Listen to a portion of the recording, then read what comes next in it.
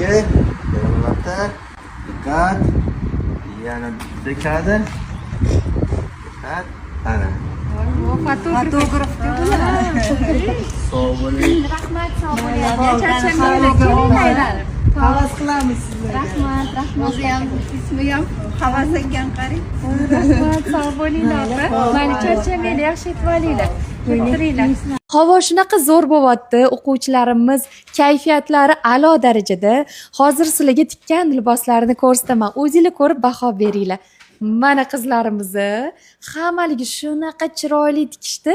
Hozir birma-bir bularni gapirtiramiz, otsev olamiz. Живой otsev. Birinchi opamlardan boshlaymiz. Marhamat. Shalvar birinchi tikishim. Oldin chevarchilik bilan shug'ullanmaganman. Oddiy uyda o'zim anaqa qilganman. Andaza bilan ham birinchi ishlashim. Lekin andaza bilan ishlash oson bo'lar ekan. Andazaga razmerimni chizganimda bu menga to'g'ri kelmasa kerak deb, kichkina bo'lsa kerak deb ana qildim, lekin zo'r, yaxshi tushdi. Lekin buni qizim uchun tushdi. Bugun birinchi marta tikdim.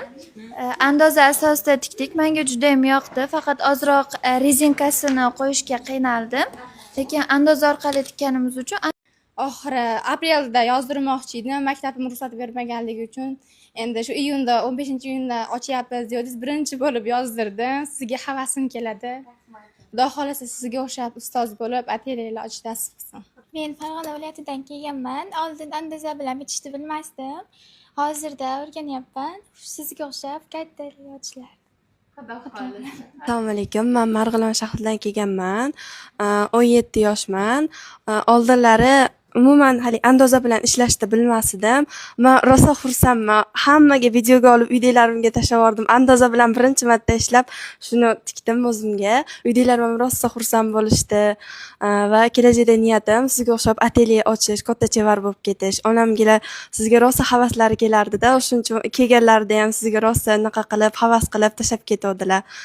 Uydagilardan uzoqda bo'lsa ham endi yaxshilab o'rganib, katta chevar bo'lishga harakat qilaman.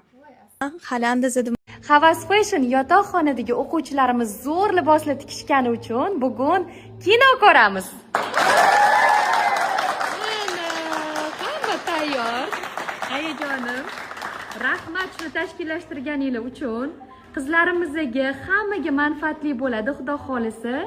Mazza qilib ko'ringlar. Yana ham bitta oila bo'lib, yana ham bir-birimiz bilan jipslashish maqsadida birga o'tirib kino ko'rsak deganimizda, oilaviy birga o'tirib ko'rilgan kinolar, birga o'qilgan kitoblar oilani jipslashtiradi. Hozirgi mana bu yosh qizlarimiz hammasi haligi gul-gul bir navqiron yoshdagi qizlarimizda xuddi sizlarga o'xshagan qizlarni yoshdagi bir kechinmalar o'tadi-da bu kinoda. Bosh qahramonlar o'sha balog'at yoshidagi qizlar, ularni o'zini boshidan o'tgan har xil voqealar, o'zlarini ota-onalariga ishonmasdan ko'chadagi kecha tanishgan do'stlarini gapiga kirib, boshlariga qanaqa kulfatlar tushadi. Fojiaviy desa ham bo'ladi. Ko'pchilik tomoshabinlar, tanqidchilar buni bu kinoga fikr bildirishadiki, islom dinini qoralab qilingan deb. Agar yaxshilab ko'rsanglar unaqa emas. Umuman dinni qoralab qilinmagan. O'sha yerda bosh qahramon qiz bittasi aytadiki, musulmon dinidagi odamlarni ham yaxshi bilamiz-ku, mashhur aktyorlar bor yoki mashhur